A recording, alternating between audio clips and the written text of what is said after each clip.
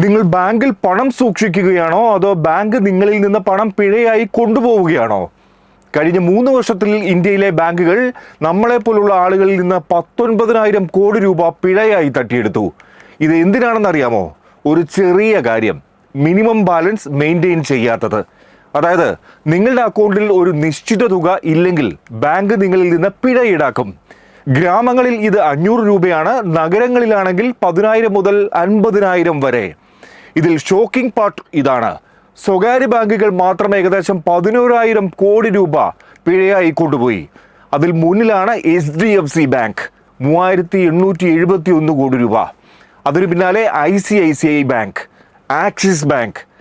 ഇത് ആരെയാണ് കൂടുതൽ ബാധിക്കുന്നത് എന്നറിയുമ്പോഴാണ് സഹതാപം തോന്നുക. ഓൾറെഡി സാമ്പത്തിക ബുദ്ധിമുട്ടുള്ള ആളുകളെ.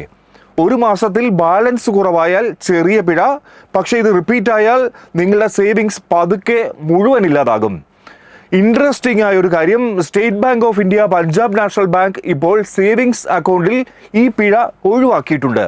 അതായത് ഇത് ചെയ്യാൻ കഴിയില്ല എന്നല്ല, ചെയ്യാൻ കഴിയുന്നില്ല എന്ന് കരുതിയാൽ മതിയല്ലോ.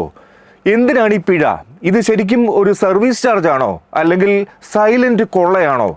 കാരണം പണം ഇല്ലാത്തവരിൽ നിന്നാണ് പിഴ വാങ്ങുന്നത്. ഈ സിസ്റ്റം അവരെ കൂടുതൽ ദുർബലരാക്കും. കാശില്ലാത്തവരോടുള്ള ഈ ചതി ആവശ്യമോ? കമന്റ് ചെയ്യൂ. നിങ്ങളുടെ പണം നിങ്ങൾ തന്നെ സംരക്ഷിക്കണം.